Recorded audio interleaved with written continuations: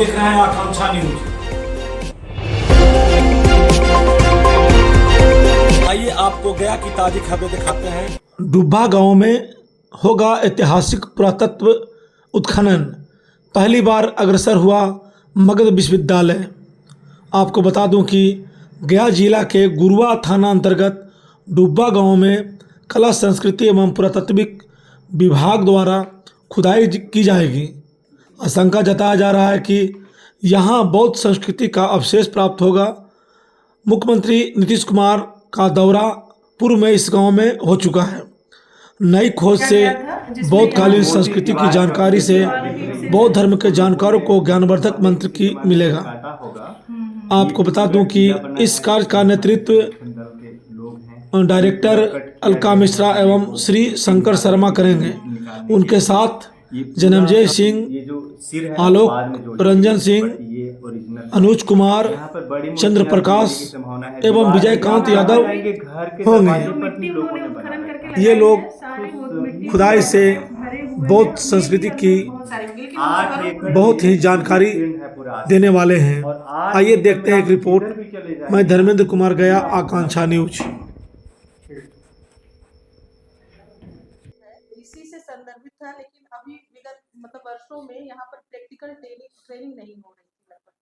इसी वर्ष से ऐसा हो रहा है कि हम लोगों ने एक संग्रहालय भी शुरू किया और उसी था पहले से, लेकिन सभी के सहयोग से वो संग्रहालय फिर से वो हुआ, संरक्षित हुआ, उसको सारी जो भी सामग्री थी। इसके बाद हम लोगों ने ये पुरातात्विक क्षेत्र में जो कार्य किया है, इससे बच्चों को प्रैक्टिकल ट्रेनिंग, प्रैक्टिकल अनुभव करके वो जान पाएंगे कि पुरातात्विक सामग्री कैसे निकलती है और उसका डॉक्यूमेंटेशन कैसे होता है, उसके आधार पर इतिहास लेखन कैसे होता है। तो बच्चों को प्रैक्टिकल ट्रेनिंग, क्योंकि ये प्रैक्टिकल सब्जेक्ट ही है, ठीक है, और वो प्रैक्टिकल ट्रेनिंग इसी उत्खनन के माध्यम से उनको होगी, जिससे उनका डीप नॉलेज। ये उत्खनन के लिए जो कारीगर रहेंगे या मजबूत रहेंगे, वो ट्रेंड मजबूत रहेंगे या फिर नहीं? देखिए, पहले तो ट्रेंड भी रहेंगे और उसमें कुछ ऐसे रहेंगे जो कि बिना ट्रेंड भी रहेंगे, क्योंकि कहीं के जैसे सफाई करनी है, घास वगैरह ऊपरी लेयर की जो सफाई करनी रहेगी, उसके लिए ट्रेनिंग की बहुत जरूरत नहीं है। लेकिन जैसे ही हमारी पुरातात्विक सामग्री मिलने लगेगी, फिर वो सब स्वयं हम लोग खुद खुदा चलाएंगे। तो जो प्रैक्टिकली ट्रेंड रहेंगे फिर उनको हम दे देंगे, क्योंकि वहां पर ब्रशिंग का काम होता है, ब्रश से फिर पुरातात्विक सामग्री को निकालना पड़ता है। जी, लिख लीजिए। मैं डॉक्टर अलका मिश्रा, प्राचीन भारतीय एशियाई अध्ययन विभाग की प्रभारी इंचार्ज हूँ।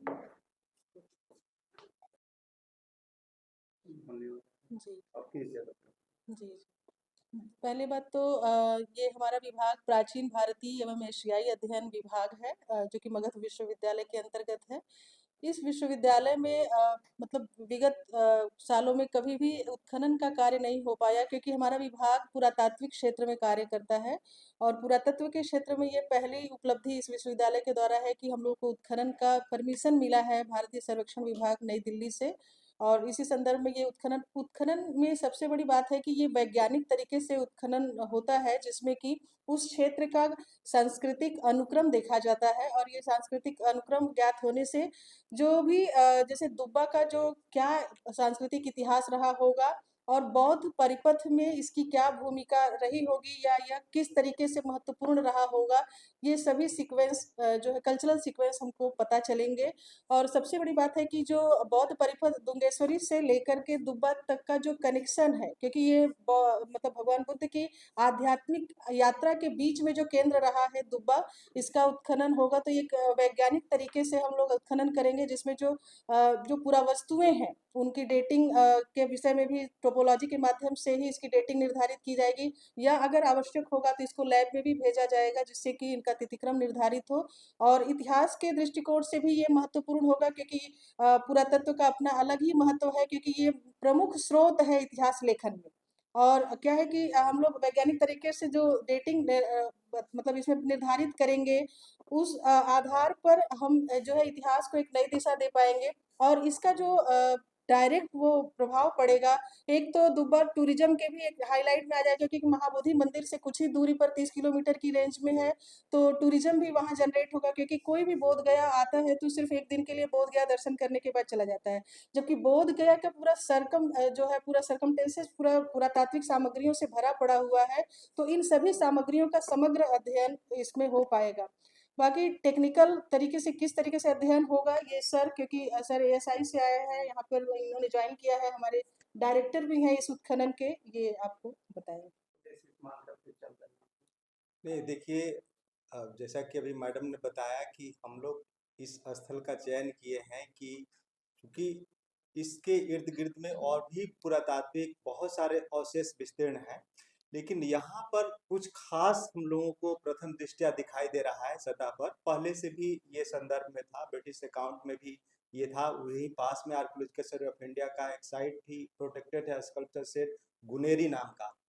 तो हम लोग चाह रहे हैं कि गुनेरी में अगर मान लीजिए 7वीं 8वीं शताब्दी ईस्वी से संबंधित कोई अगर पुरातात्विक अवशेष मिल रहा है, स्कल्पचर्स मिल रहे हैं, और यहाँ उससे भी ज़्यादा संख्या में पुरातात्विक अवशेष बिखरे पड़े हैं, और विगत दशकों से इस चीज़ से भी हम लोग इनकार नहीं कर सकते हैं कि कितनी मूर्तियाँ लोग वहाँ से उठा करके ले गए होंगे, कितने पुरावशेष ले करके गए होंगे। तो इस प्रकार के अवशेष सतह पर मिलना ये स्वयं में प्रमाणित करता है कि यहाँ कोई बड़ा मतलब केंद्र रहा होगा। चूंकि ज़्यादातर बौद्ध धर्म से संबंधित मूर्तियाँ हैं, तो कोई बौद्ध मठ की संभावना है, क्योंकि वहाँ स्तूप के भी साक्ष्य मिल रहे हैं, मूर्तियाँ बहुत सारी मिल रही हैं। वैसे हिंदू परंपरा से भी जुड़ी हुई मूर्तियाँ भी हैं वहाँ, विष्णु की है, गणेश की है, और भी देवी देवताओं की है। तो इसके रहस्य क्या है, ये बिना वैज्ञानिक स्तर पर उत्खनन किए पता नहीं चल सकता है। तो जो विधि है उत्खनन का, जो कुछ भी नियम निर्धारित किए गए हैं उसके टेक्निक के तहत ही हम लोग करेंगे। प्रथम दृष्टया हम लोग इसका सांस्कृतिक अनुक्रम जानने के लिए वर्टिकल ऑपरेशन करेंगे, और जरूरत पड़ने पर हम लोग क्षैतिज उत्खनन भी करेंगे, हॉरिजॉन्टल भी करेंगे। और मैडम ने बताया कि जरूरत पड़ने पर अगर मान लीजिए एब्सोल्यूट डेटिंग का मतलब एकदम निरपेक्ष अगर तिथि निर्धारण करना है कि कौन सा क्या है और कितनी प्राचीन है, तो उसके लिए हम लोग लैब में भी सैंपल भेजेंगे। जरूरत पड़ी तो रेडियो कार्बन डेटिंग भी करवाएंगे, उसका हम लोग एएमएस डेटिंग भी इस प्रकार के मटेरियल को भी कर सकते हैं, और भी जरूरत पड़ेगी तो टाइपोलॉजिकल डेटिंग हम लोग कराएंगे।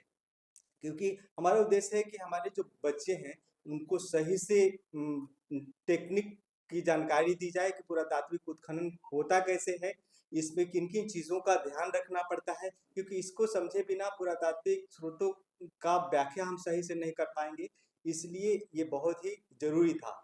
इसके अतिरिक्त जैसा कि इन्होंने बताया कि पर्यटन की संभावनाएं भी वहाँ बढ़ेगी। अगर मान लीजिए कि हमारे उत्खनन में कोई बहुत बड़ी ऐतिहासिक महत्व की चीज़ें निकल कर आती है, तो निश्चित रूप से उसको लोग स्वीकार करेंगे, उसको महत्व देंगे, उस स्तर की का पहचान होगा।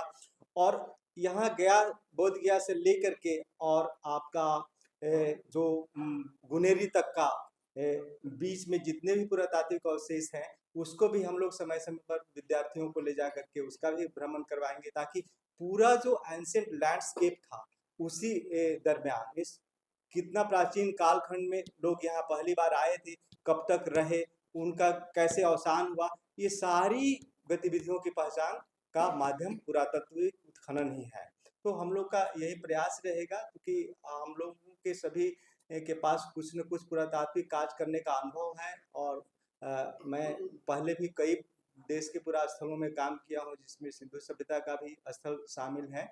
चूँकि मैं भारतीय पुरातत्व सर्वेक्षण में लगभग 20 वर्षों तक सेवा दिया है, तो बखूबी हम लोग कार्य करने में भी सक्षम है, और हमारी कोशिश ये भी होगी कि कोई भी विद्यार्थी अगर सीखना चाहेगा तो उसको हम लोग बखूबी प्रशिक्षित करेंगे। जो उत्खनन करने की जो आप लोग शुरुआत करने जा रहे हैं, उसमें ऐतिहासिक बेस क्या लेकर के मान करके चलते हैं, क्या कुछ वहाँ से निकल सकता है? नहीं, जो प्रथम दृष्टया मैंने क्या बताया कि जो सतह पर दिखाई दे रहे हैं तो वो सभी ऐतिहासिक काल के हैं। हमारे पास कम से कम 9वीं 10वीं शताब्दी की चीजें हैं, वहाँ पर अभिलेखीय साक्ष्य भी है, और आपका प्राचीन दीवार की संरचनाएं भी जिससे लोग ईंट निकाल करके, चूंकि किसी का संरक्षण में तो है नहीं पूरा स्थल, तो लोग जरूरत के हिसाब से एक किसी को एक जरूरत पड़ी तो एक ईंट, कोई 5 तो 10 ऐसे करके ईंट भी निकाल रहे हैं लोग।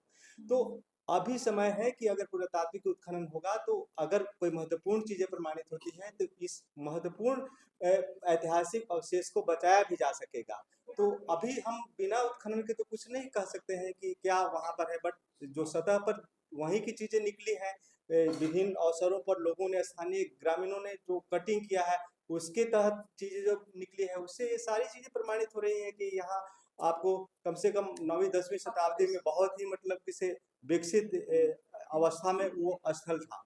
तो ये सारी बात थी। कब से शुरुआत होगी और कितने, कहाँ पे, कौन सी जगह है और कितने लोग काम से इस कार्य में लगे? देखिए अभी चूंकि हमको अभी 3 ही दिन हो रहे हैं इसके अनुमति मिले हुए, जो भारतीय पुरातत्व सर्वेक्षण ने दिया है, तो बीच में अभी होली भी आ रहा है, तो हम लोग का पूरा प्रयास है कि एक जल्दी से जल्दी किया जा सके, क्योंकि 15 दिन पहले उनको सूचना भी देना होता है। कल ही हम लोगों ने सूचना भी प्रेषित कर दिया है कि हम लोग लगभग दूसरे पखवाड़े में मार्च के शुरुआत करने में सक्षम हो पाएंगे काज को। तो उम्मीद है कि दूसरे पखवाड़े के किसी भी समय जब सारी तैयारी पूरी हो जाएगी तो करेंगे, क्योंकि वहाँ हमको कैंप सेटअप करना है, सारी जो भी उत्खनन से संबंधी सामग्री है, जो भी तकनीकी उपकरण है, उन सारी चीजों को भी प्रोक्योर करना है, तो इसमें तो समय लगता है। क्या सर स्थान चिन्हित हो चुका है? नहीं, स्थान क्या, पूरा टीले के लिए ही हमको अनुमति मिला है, तो हम अपनी उद्देश्य से पूर्ण उत्खनन करेंगे कि कहाँ हम पहली बार उत्खनन करें तो हमारे उद्देश्य की पूर्ति हो सकती है। तो इसको अभी हम इस मौके पर कुछ नहीं कर सकते हैं कि हम कौन से पॉइंट पर करेंगे, लेकिन हम लोग उसी पॉइंट को चिन्हित करेंगे जहाँ से मतलब कौन सी संभावना है। जगह कौन सी? दुब्बा गुरुआ प्रखंड में पड़ता है। वीडियो रिकॉर्डिंग भी होगी क्या इसकी?